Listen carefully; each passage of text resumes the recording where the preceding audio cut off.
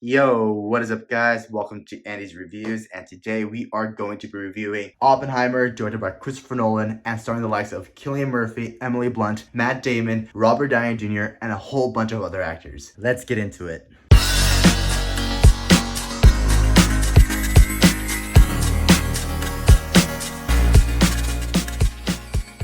When it comes to discussing the pros of this movie, I have to say I thoroughly enjoyed the black and white sequences in the movie, especially the colored scenes representing Oppenheimer's point of view on a situation at hand, and the black and white sequences representing Louis Strauss' point of view on the subject matter at hand, and how they both represent both fusion and fission when it comes to talking about atomics. And of course, the second main thing I thoroughly enjoyed about this movie has to be Christopher Nolan's design and choices when it came to designing the Trinity test towards the ending portion of the movie, especially how he clearly represented how an atomic bomb would actually sound like and look like on the screen. For example, during the Trinity scene, when the scientists are actually looking at the atomic bomb going off, there's actually no sound whatsoever. All you see is the roaring flames going up in the sky until ultimately everybody in the audience got shocked by the shockwave of the atomic bomb, which was really accurate to what an atomic bomb would actually look like in person. And of course, the third main thing I really liked about this movie has to be the performances in this movie, especially by both Robert Downey Jr. and Cillian Murphy, who both clearly represented the characters. I have to say, Cillian Murphy is really good at showing all the emotions going on inside his head as he portrayed Oppenheimer, especially during that one scene at the end of the movie where he just stares at the audience or at something as he realizes the threat of what he has created, aka the atomic bomb. But when it came to Robert Downey Jr.'s performance as Louis Strauss, I have to say he nailed every scene he was in the movie, specifically the scene where all is revealed and how Louis Strauss was actually the man behind the plot to take down Oppenheimer from the Commission of National Security. And of course, the fourth main thing I really liked about this movie has to be the cinematography by Hoyte van Hoytema, especially the way he was able to capture the vastness of the atomic bomb and the vastness of Los Alamos, especially during that horse riding sequence where Emily Blunt's character of Kitty Oppenheimer rides the horse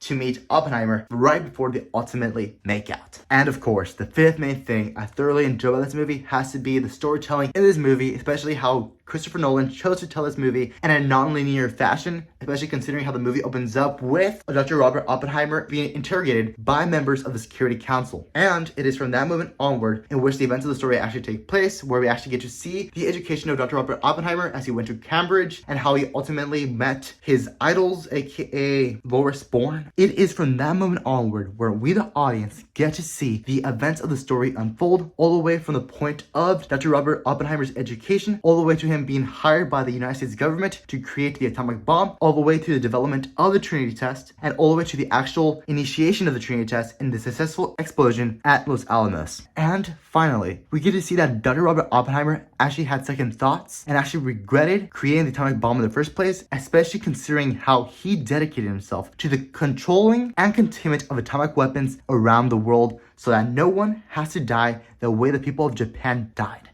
And of course, the sixth main thing I thoroughly enjoy about this movie has to be the soundtrack composed by Ludwig Göransson and how he was able to pull off the mind, thinking, and psychology of Dr. Robert Oppenheimer. Some of my personal favorite tracks in this movie has to be Groves, Meeting Kitty, Ignition, Oppenheimer, and so many more. And of course, the seventh main thing I thoroughly enjoyed about this movie has to be the sound design and the use of the IMAX cameras. I had the opportunity to go to San Francisco to AMC Metron to watch this movie at a press screening in IMAX 70mm, and to be completely honest, this was the best cinematic experience I ever had in my life. And thank you, Christopher Nolan, for making this awesome movie to begin with. Seeing the huge IMAX 70mm screen was phenomenal. You have no idea. You can see 16K resolution, something I've never seen in my life. Just looking at the raindrops falling from the opening scene where we see Dr. Oppenheimer achieving his education in Cambridge,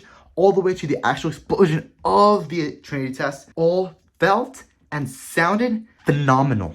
And don't even get me started on the end credits and the sound choice and the sound design of the finishing theme of Oppenheimer. Just hearing the screen go to black and reading all the titles and actors in this movie as the theme of Oppenheimer plays in the background felt and sounded amazing in that IMAX 70mm theater. And of course, the eighth main thing I thoroughly enjoy about this movie has to be the perfect pacing of this movie. This movie clocks in at exactly 3 hours, and to be completely honest with you, time flies so fast when watching this movie because you're heavily immersed in the themes, characters, and ideas in this movie. And of course, the ninth main thing I thoroughly enjoyed about this movie has to be Florence Pugh's performance as Jean Tadlock. Even though she was only in the movie for about 10 minutes, her impact and her performance was one of the most memorable parts in this entire movie. However, of course, that does not necessarily mean that this movie comes without flaws. Some of the things that I did not like about this movie has to be the fact that this movie is composed of a bunch of well-known actors to the point where it actually took me 3 rewatches in order to know the names of the actual characters in the movie instead of actually associating the characters